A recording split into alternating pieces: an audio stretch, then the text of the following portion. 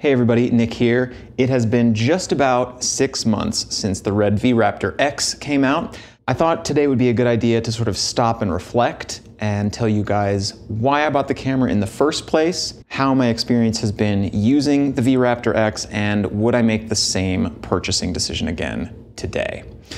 And these long-term reviews often veer into the heavily technical, oh, I like this feature, or I like where this button is on the camera. And while I will probably end up discussing quite a few of those things, I'm a pretty technically minded person, I think a lot of this is gonna sort of go into the realm of psychology or emotion, sort of the feelings behind the camera. Because at the top of the heap, a lot of the technical aspects are ultimately pretty similar, and it's really about how you feel about the camera or how you like the workflow, how it fits into your particular style of doing things. So, okay, let's start at the top. Why did I buy the RED V-Raptor?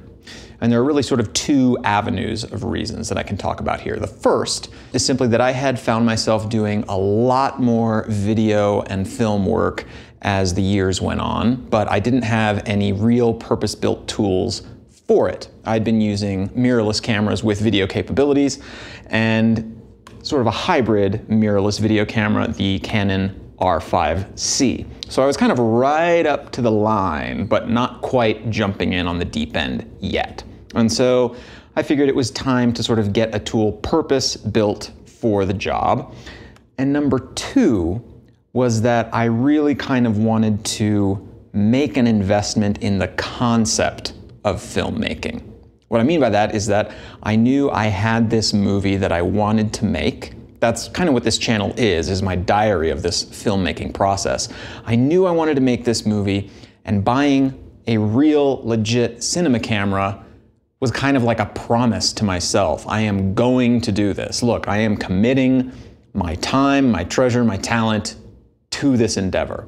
And that's why I say that this video is kind of on the psychological end of things, is that it was this idea, of I want to go this direction with my life and my time, and investing in it was a way to do that. Was it absolutely necessary? Of course not. But that was sort of the way I wanted to think about it, and I certainly don't regret doing so. Spoiler alert, I love the camera. I would definitely buy it again today, and I'm going to tell you why. But that was the impetus for getting a cinema camera. Why did I get this cinema camera? Well, like everything else, we come up with our lists of pros and cons, and we sort of decide what's the best from all the available options. I thought I was gonna like this because it had an RF mount and would work with all my RF glass. I liked the sort of combination of creature comfort features that, it has the integrated battery plate and monitor mount, keeping everything nice and compact, that it has, CF Express Type B media, which I already owned, so it kind of fit within the ecosystem of my existing gear. And some of that ended up being important. I really like the compact form factor. I really like that it works with all my batteries and media. I very rarely put RF glass on here, but it is nice to have that ability. I recently did a video on how good some of the very compact plastic RF lenses are. But most of the time I have bigger lenses on here, either something like this CNE EF lens, which by the way now has a nice locking adapter. Mikey makes now a locking RF to EF adapter. I had to take off one of the tines, but it works. So now you get this really steady, stable adapter, and you can even put a VND in it. Anyway, so the point was, I bought it for a list of reasons, some of which turned out to be important to me, some of which didn't. So I wanted really high dynamic range, and I wanted to be able to afford the camera.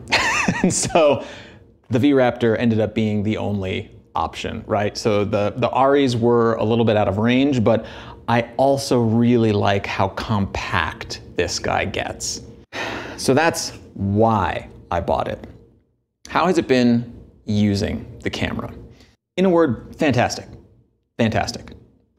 The first time I used this camera was on an interior shoot. It was on a set, it was well lit. It was a situation that was well within the dynamic range of either camera. I wasn't going to bring up the shadows by 3 stops and really need to exploit the high sensitivity of this one. Nevertheless, as I started color grading the footage, although it's very easy to match one to the other in a program like DaVinci Resolve, the colors all look the same. You know, the resolution between the cameras is nominally identical. This is an 8K RAW sensor, this is an 8K RAW sensor. The footage coming off of the V-Raptor just looked so much smoother, is the way I would describe it. And I think that's largely in part to the OLPF, the optical low-pass filter used on this camera. There is an OLPF on the Canon, but I would assume it's a much lower strength OLPF. So an OLPF is kind of like a set of window blinds that prevents really high frequency light from coming in and having really, really sharp edges everywhere. And it's a way to sort of combat the digital look and make things look, I suppose, a little bit more like film. And the one in the RED camera seems to be very strong. So the footage you get off of here is not going to be quite as sharp as what you get off of here. But it's not that you cannot get a sharp image. You can get a perfectly pristine sharp image off of here, but it's just smoothed out in a way that's hard to describe. And it's also difficult to demonstrate on YouTube because it's kind of a texture thing at the end of the day. And the thing that YouTube's compression is the best at is lowering the total data rate by smoothing those kind of textural things out. You know, YouTube, it can deliver 4K content with really good resolution, but those really minor details where one pixel next to another pixel is, you know, has a textural difference, it's tough. It's tough for the compression algorithm. So if your goal is to shoot on YouTube, it really doesn't matter, you know, that sort of textural difference, but it makes a big difference to me as I'm grading footage because I just feel it, right? It's a smoother image and it's just beautiful. I don't buy into the idea of like, oh, it's this special color science, because if you're shooting RAW, you're bypassing most of the color science that either camera, you know, purports to have solved anyway. And you're doing a little bit of the color science from the debayering and the recording of the RAW image, but you're leaving most of your color pipeline to the software and the grading. So you can get these to match really easily and they work really, really well together, but ultimately I was surprised by how much I liked the footage coming off of here, more than I thought I would. Originally upgraded from the V-Raptor to this V-Raptor X because I was so excited about the prospect of the extended highlights mode. This is a mode where it's shooting 2 subsequent exposures and then blending them so that you can get something like an extra 3 stops of highlights. And I haven't used it because Resolve has not yet implemented the ability to read that footage and grade it, which sucks. So Blackmagic, could you please get on that? Yet, at the end of the day, I haven't ever felt like I was really missing it. So when I go out and shoot, I usually monitor this at ISO 400 and I make sure I'm not clipping. And as long as I do that, the footage comes out beautifully and I can just push and pull and grade and put it pretty much wherever I want. And I haven't run into any situations yet in the last 6 months where I was like, oh, I really, you know, ruined this footage because blank.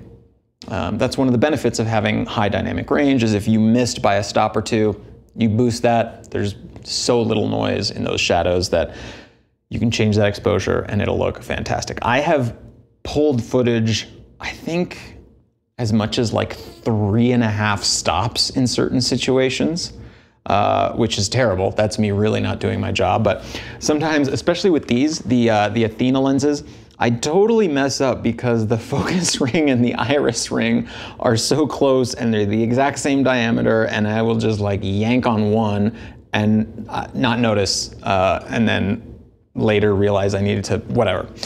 Anyway, the point is it has a lot of dynamic range.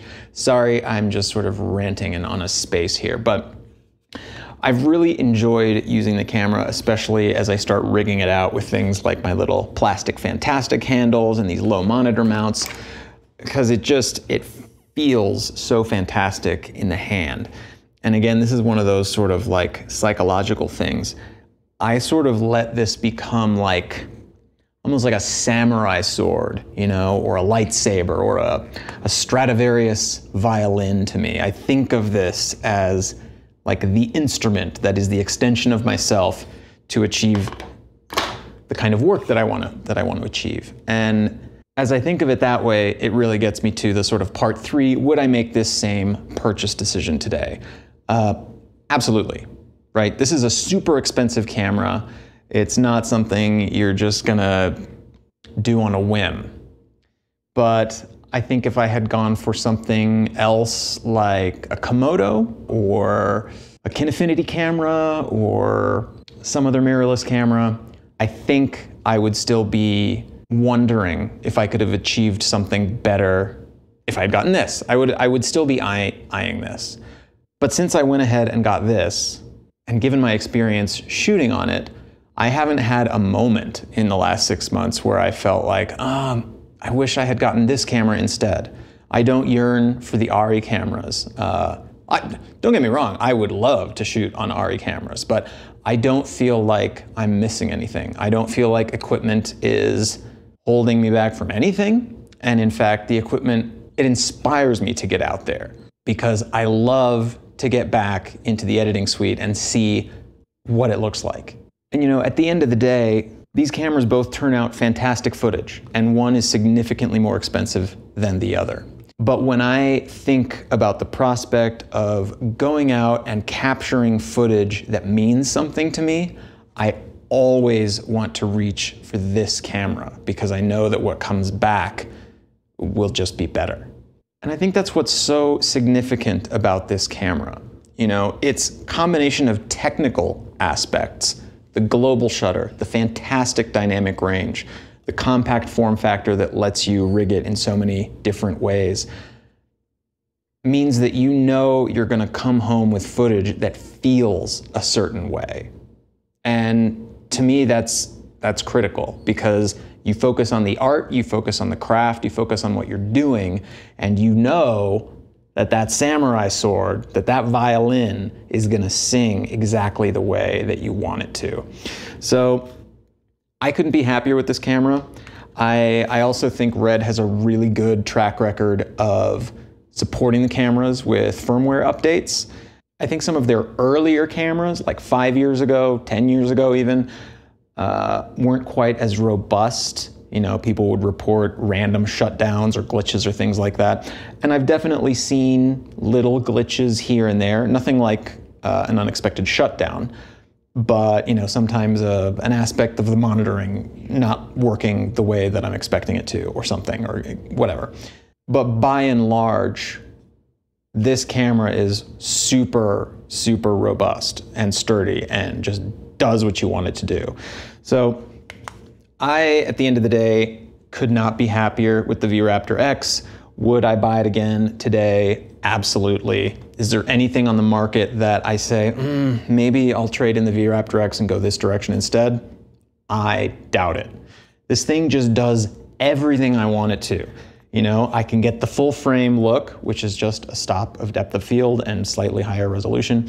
I can window in and go super 35. I can use any lens on the market with this camera and turn out a fantastic image. So this remains my katana for now.